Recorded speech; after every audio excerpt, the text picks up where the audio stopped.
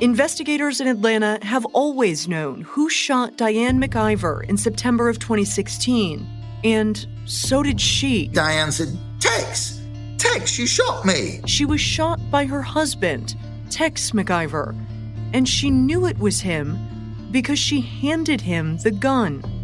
Beginning August 22nd, join me for Intent, the Tex McIver case, Season 2 of the hit podcast, The Officer's Wife. Coming up. The prosecution, though, claiming Rudolph confessed, referencing a moment at a Phoenix steakhouse when witnesses say they heard Rudolph yell to Milron, "I killed my expletive wife for you." For Volt Studios, I'm Reed Redmond. And I'm Will Johnson. You're listening to The Daily Crime.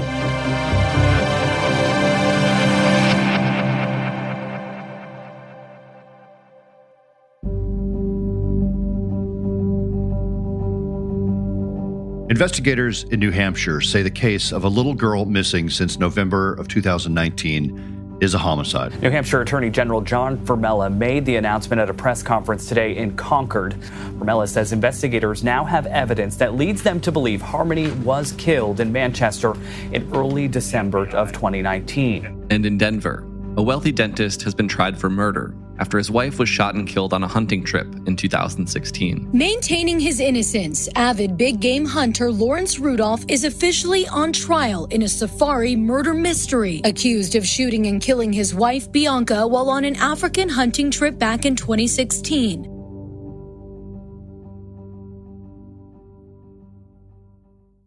When it comes to therapy and psychiatry, getting the help you need has never been so simple. When you're able to access your provider from the comfort of your device, it means that therapy can be on your schedule, and alleviating the wait times to get an appointment or the travel time to an office can free up time for all the other things you need to do in the rest of your life. Talkspace is so convenient and accessible, it's a great way to feel supported around the clock. Talkspace lets you send and receive unlimited messages with your dedicated therapist in the Talkspace platform 24/7. With Talkspace, you set goals with your therapist, and they hold you accountable and make sure you're really progressing. Therapy can help you shift your perspective, find tools to cope in difficult times, and be a guiding light. As a listener of this podcast, you'll get $100 off your first month with Talkspace. To match with a licensed therapist today, go to Talkspace.com. Make sure to use the code DAILYCRIME, no spaces, to get $100 off your first month and to show your support for the show. That's code DAILYCRIME and Talkspace.com. Will, on today's episode, we're going to discuss some updates in two stories that we've talked about on this show in the past. The first is a heartbreaking story out of New Hampshire, the disappearance of a little girl named Harmony Montgomery, who was just 5 years old when she was last seen in November of 2019. Before we get to the latest news in this case, who was Harmony Montgomery living with at that time, and what were the circumstances surrounding her disappearance? Right. So if we go back to 2019, Harmony was living with her father, Adam Montgomery, and her stepmother, Kayla Montgomery. And Adam at the time had full custody of Harmony. The couple eventually told police that Harmony was brought to be with her mother in Massachusetts around Thanksgiving time in 2019, but her mother said she last saw Harmony during a phone video conversation around Easter of that year. So all of this timeline, I will let you know, and we've covered this case before, as you mentioned, is a little confusing because as it was all coming out eventually that she was missing, it was never really clear when she or who last saw her. Police say Harmony was seen with Adam and Kayla as well as their other two biological children when they were evicted from their residence in Manchester, New Hampshire at the end of November in 2019. According to the New Hampshire Attorney General, the family reportedly lived out of their vehicles for a short time after that eviction. And then sometime between December 6th and the 10th of 2019, Harmony was no longer seen with Adam, Kayla, or the other two children. So as far as investigators are concerned, that's sort of the window of time where she disappeared. However, we didn't know any of these details until after Harmony was reported missing. And that was at the end of 2021. That's how long it took for anyone to report that she had vanished. And that was 2 years after she was presumably last seen. There are various reports about who made the missing person report. The tip may have come through, quote, non-traditional channels. But what we do know is that at the end of 2021, she was reported missing. And it's not long after that point then, Will, that both Adam and Kayla Montgomery were taken into custody. That's right, but the charges were not connected to Harmony's disappearance. Here's reporting from News Center, Maine, with more on those arrests. Police arrested both of them shortly after they started searching for Harmony. Adam was arrested for allegedly hitting Harmony before she was last seen. Kayla was arrested on fraud charges for collecting SNAP benefits under Harmony's name. Now, according to the release at the time, the indictment alleges that Kayla Montgomery told the New Hampshire Department of Health and Human Services several times that Harmony was a member of her household between November 30th of 2019 and early June of 2021, when in fact she was not. Those were not the only arrests, though, involving Adam and Kayla. Reporting from NBC Boston on this timeline, in April of this year, authorities announced that Adam Montgomery was facing a series of gun charges related to a theft dating back to 2019. Also in April, they announced that Kayla Montgomery was charged with 2 counts of receiving stolen property related to a gun theft that took place back in 2019. In June of this year, authorities confirmed that Kayla Montgomery was taken back into custody by Manchester police on perjury charges for allegedly lying to a grand jury. And then just a few days later, she waived her arraignment on the perjury charges. Bail was set at $5,000. She was not allowed to leave the state. In mid-June of this year, a major police search was conducted at the former home of Adam and Kayla Montgomery. Officials didn't release any new details about the search or investigation. And at the end of June of this year, Adam Montgomery was indicted on 8 new charges. He's now facing new gun and theft charges. Now, he's not charged in Harmony's disappearance. He has been in jail since January. He could go on trial as soon as November for those new charges. There was some other news earlier this year as well related to a woman who was dating Adam Montgomery prior to his arrest. Tell us about that. In March of this year, police said they'd found the body of Kelsey Small. She was Adam Montgomery's girlfriend at the time he was arrested back in early 2021. Here's more reporting from News Center, Maine. Manchester, New Hampshire police just released new details in the case of Harmony Montgomery, the 7-year-old who went missing earlier this month. They say the girlfriend of Harmony's father was found dead earlier this month. Manchester, New Hampshire police told us today that Kelsey Small was found dead in Manchester on March 13th. Police would not tell us where Small died or how she died.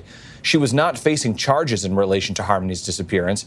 Investigators are still looking into how she died, but they say it is not considered suspicious. So, Will, what is the latest in this investigation? What are police saying now about the case? Investigators have concluded that Harmony Montgomery was killed in Manchester, New Hampshire in early December of 2019. So investigators are now approaching the case as a homicide. The announcement came during a recent press conference during which New Hampshire Attorney General John Formella and Manchester Police Chief Alan Aldenberg spoke. He says they have not found her remains, but they do have multiple sources, including biological evidence, to back up their beliefs. Now, the Attorney General says officials will continue to search for Harmony's remains. At that press conference, Police Chief Aldenberg also spoke, and he said he believes someone out there has information that can lead them to Harmony. If you were that person, pay attention to me carefully. If you were that person, I implore you to do so now and come forward. I'm not asking you to do it for me, for the people in this room, the people that have been working this investigation. Do it for this little girl who's on this screen. The time is now. Time to step up and do the right thing. Make the call to that tip line or contact the Manchester Police Department any way you see fit. Police are asking anyone with information regarding Harmony Montgomery's disappearance to contact the Manchester Police Department's 24-hour Harmony Montgomery tip line. That number is 603-203-6060.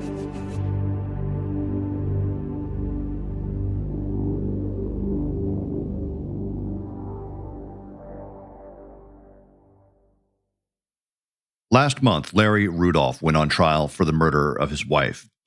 Reed, this is another case we've been following and covering on the show for months now. Remind us of everything that's happened leading up to this trial. So, Will, the events at the center of this case took place back in 2016. Larry Rudolph, a wealthy dentist from Arizona, and his wife, Bianca Rudolph, went on a hunting trip to Zambia. While they were there, Bianca was shot and killed. And Larry's explanation for what happened was that she shot herself on accident while trying to pack up one of their firearms. It was a shotgun. And so in 2016, Bianca's death was ruled an accident by Zambian officials. But then investigators in the United States took a look at the case and they started to discover some potential red flags. According to federal records, Larry didn't want officials in Zambia taking photos of his wife's body. He rushed the process of having her body cremated before returning to the United States. And then once he returned home, he immediately began the process of claiming a $5 million life insurance policy. At some point after that, a medical examiner in the United States also put together a report on Bianca's cause and manner of death. Of course, her body had been cremated in Zambia, so he could only use photographs. But what this medical examiner concluded is that the shot that killed Bianca came from 2 to 3 feet away. And so it would have been nearly impossible for Bianca Rudolph to reach the trigger of the shotgun that killed her. So in 2021, after 5 years of investigating, the FBI arrested Larry Rudolph and he was charged with the murder of his wife. Reed, the last time we talked about this case, the update was that a second person had been charged, a woman named Laurie Milron. Who is she and what was she charged with? So Laurie Milron was reportedly a girlfriend of Larry Rudolph's who was living with him in Arizona in the time since Bianca's death. According to federal records, a former employee of Larry Rudolph's told investigators that there had been an affair going on prior to the Zambia trip and that Milron had given Larry Rudolph an ultimatum of 1 year to sell his dental office and leave his wife. And the news earlier this year was that Laurie Milron was accused of being an accessory after the fact to the murder of Bianca Rudolph, as well as some other charges, including obstruction and perjury. And then last month, Larry Rudolph and Laurie Milron were actually tried together. Reed, walk through what happened at the trial. What was the case against Larry Rudolph and what was his defense? Well, I'll start with the defense argument here. And this information comes from our partner station, KPNX, as well as a report from the Associated Press.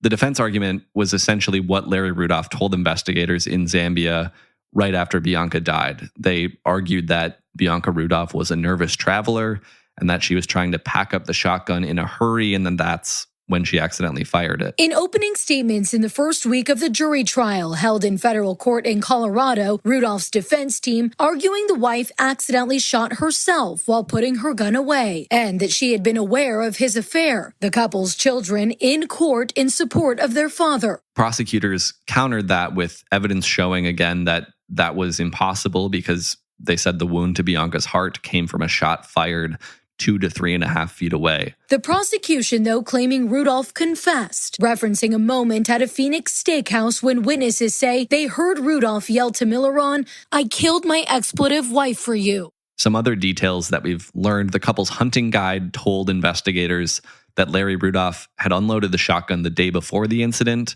but then at trial, Rudolph testified that he couldn't remember whether or not he'd done that. He said that when he got back home, he put the gun in his garage because he didn't want to look at it. But then in 2018, so this would have been before he knew about the FBI's investigation, he testified that he took the gun apart, put it into 2 cardboard boxes, and paid a man cash to haul it away along with some other trash.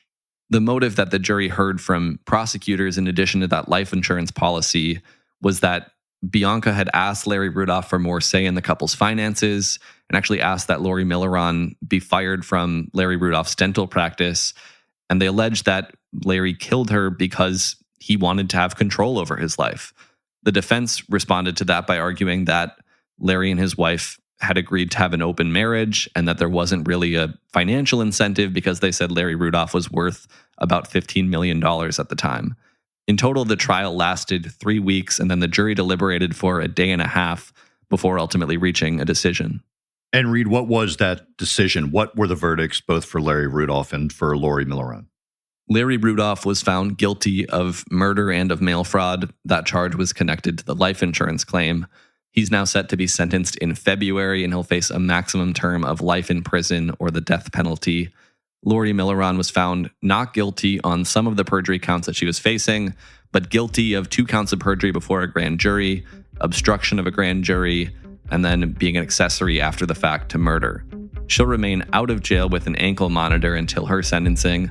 According to the Associated Press, when this all came to an end, Rudolph waved to Laurie Milron as he was let out of the court and back to jail. All All right, Reed, thanks for bringing us that story, and thanks to our partner stations KPNX and News Center Maine in Portland, Maine, for their help on these stories.